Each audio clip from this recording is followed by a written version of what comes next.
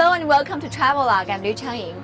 This episode, I take you to new heights, to the Four Sisters Mountains and the wonderful water here at Jiuzhaigou, the Nine Village Valley. There are places around the world you don't believe really exist until you come and see it for yourself. All of my friends who's been here return with words like spectacular and stunning. Now I am here. I think this is going to be the same for me.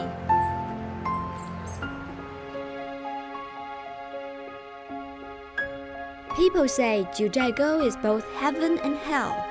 It's hell for painters and paradise for photographers, because the challenge to represent the vivid colors of the water here defies the human hand.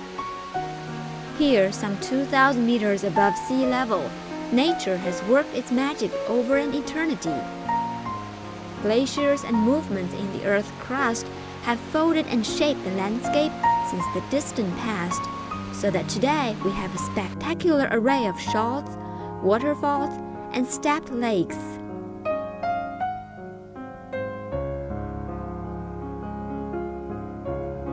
In Jiuzhaigou, or the Nine Village Valley, there are actually 9 Tibetan villages scattered throughout the reserve. Jiuzhaigou Valley sits in the Minshan mountain range in the northwestern part of Sichuan province and is no longer a remote destination. It now has a small airport linking it with major regional cities such as Chongqing and Chengdu.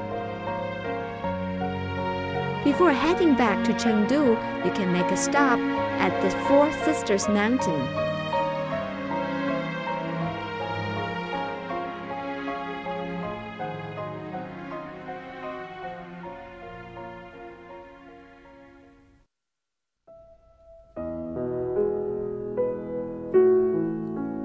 Ever since it's been brought to the attention of the outside world, Jiuzhaigou has been a popular location for film directors trying to conjure up their vision of a dream world. Chinese director Zhang Yimou is just one who came here to shoot a key scene in his blockbuster, Hero.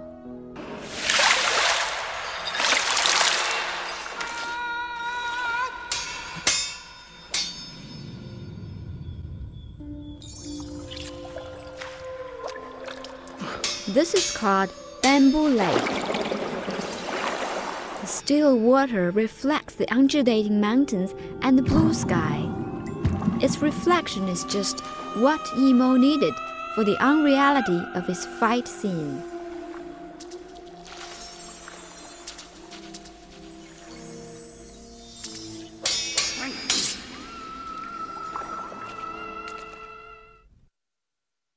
But the place's beauty is no illusion, and you can easily explore it for yourself. Once inside Jiuzhaigou, the only way for you to get around is either by public buses or on foot. The 60 kilometers of walkways link all the important spots around. So far you stick to them, you won't get yourself lost. The part of Jiuzhaigou open to tourists sprawls over some 60 square kilometers. Water gushes over much of it, coming down from the snow-capped mountains surrounding the valley and carrying all kinds of minerals.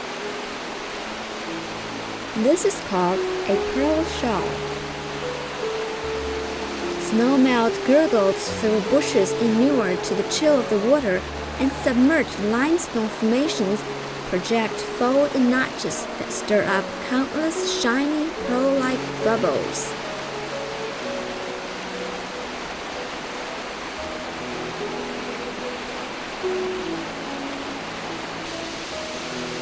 Just a little downstream, and the subtlety of the pearl shell is drafted by Jiuzhaigou's main attraction, the largest waterfall in the reserve.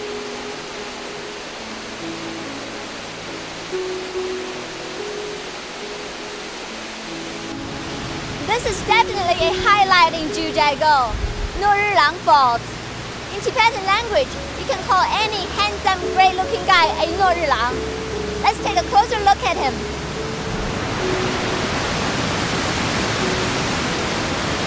Around this point, the water falls 25 meters to form a curtain that stretches on and on for hundreds of meters along the cliff. The roar and the force of the water are fantastic. They throw up mist and spray as well as the occasional rainbow. And the scene lives up to its comparison to an attractive man. It's a strong contrast to the many peaceful, feminine lakes in the area.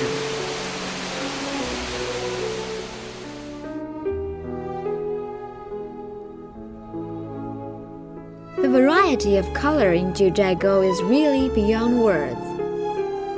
Many of the lakes have clear blue, turquoise, or green waters, while in autumn, the leaves put on a display of rich yellows and reds.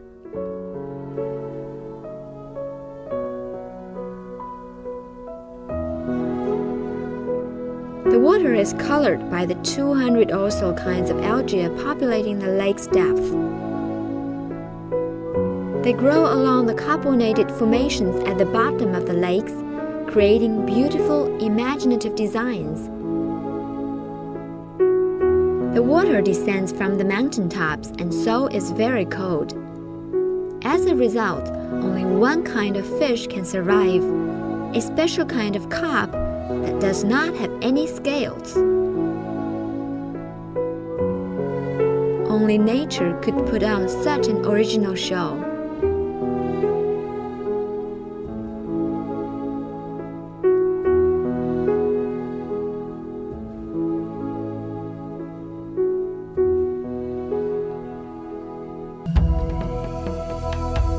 Jiuzhaigou literally means the Nine Village Valley.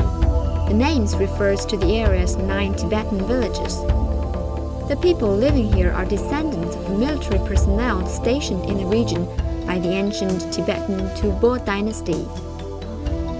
Today, despite the growing number of tourists, they still maintain their own customs and ways of life.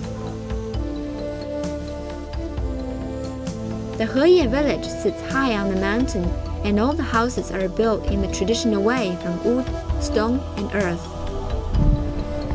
那个墙是怎么修出来的呀？这个墙他们这里的房屋建筑就是先把那个石头砌起来，做个建筑房间的那个房基啊，打起来之后那个房子就很坚固。然后这些墙都是用那个木板啊加在一起，然后把那个泥和那个水混在一起，然后就倒进那个槽里边，然后用那个棒就敲，然后牢固敲紧之后，然后继续倒，就这样一层一层又一层的砌上去。Each home usually has 3 floors. The first is